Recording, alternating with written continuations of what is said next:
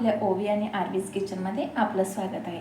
तुम्हाला माहिती आहे का की आपण जेव्हा एखाद्या गड किंवा किल्ला बघायला जातो तेव्हा तिथे छोटी छोटी दुकाने असतात आणि तिथली खेकडा भजी कधीतरी खाल्लीच असेल। किती छान ना, अगदी चवदार लागते ना, अगदी कुरुम कुरुम। चला तर मी पण आज दाखवते ती कशी बनवायची आणि तुम्ही पण ट्राय करा, नक्कीच आवडेल सगळ्यांना। चला त्यासाठी आधी काय काय लागतं ते पाहूयात। त्यासाठी उभा चिरलेला कांदा, चवीपुरतं मीठ, ओवा, बारीक चिरलेली कोथिंबीर, तांदळाचं पीठ, लाल तिखट, हळद आणि बेसन पीठ।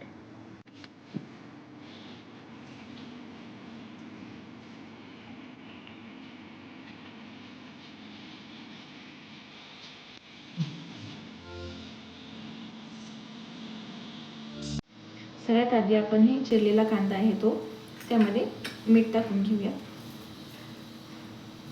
जेवढं लागेल तेवढं मीठ टाकायचं आणि त्याला हलक्याशा हाताने खाली वर करून 10 मिनिटांसाठी आपण ह्याला झाकून ठेवूया, म्हणजे ह्याला व्यवस्थित पाणी सुटतं आणि भजी। आपण कढईमध्ये तेल गरम करून घेऊया। 10 मिनिटं झालेले आहेत। आता आपण बघू, मस्तपैकी याला असं पाणी सुटलेलं आहे, बघू शकता। त्यात आपण आता पाणी न घालता थोडं थोडं जसं जमेल तसं ॲड होईल तसं बेसन पीठ घालून घेऊ।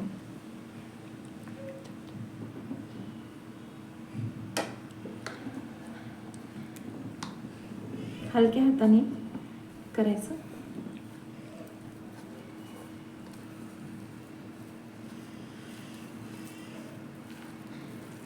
अजून थोडंसं लागतं।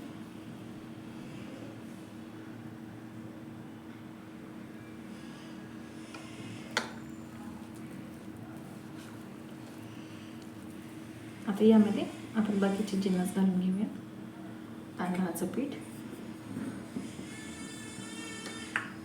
बारीक चिरलेली कोथिंबीर,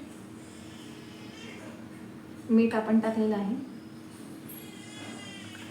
ओवा टाकूया।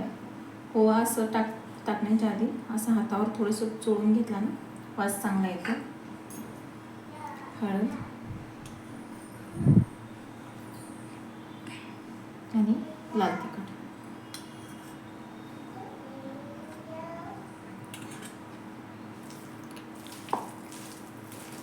असं व्यवस्थित सगळं मिक्स करून घ्यायचं।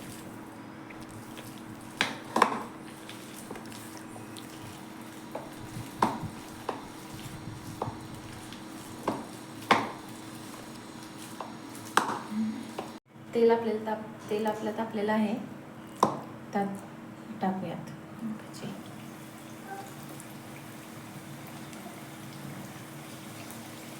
तुम्हाला जशी साईज हवी तशी तुम्ही टाकू शकता, अगदी छोटे छोटे टाकू शकता किंवा मोठे टाकू शकता।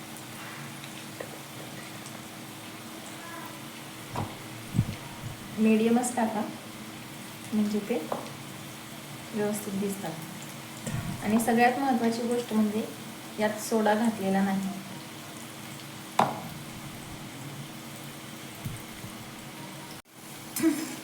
छान अशी मध्यम आचेवर ही भजी तळून घ्या, म्हणजे आतपर्यंत तळी जातात।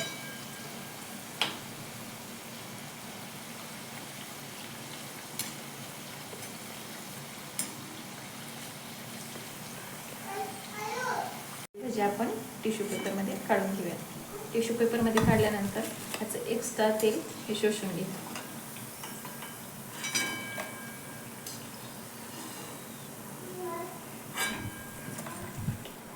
त्याचप्रमाणे आपण बाकीची राहिलेली भजी सुद्धा काढून घेऊया।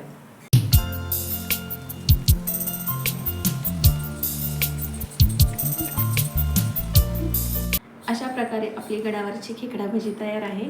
तुम्ही पण ट्राय करा आणि कमेंटमध्ये मला सांगा कशी झाली होती ती। व्हिडिओ आवडल्यास लाईक आणि सबस्क्राईब करा।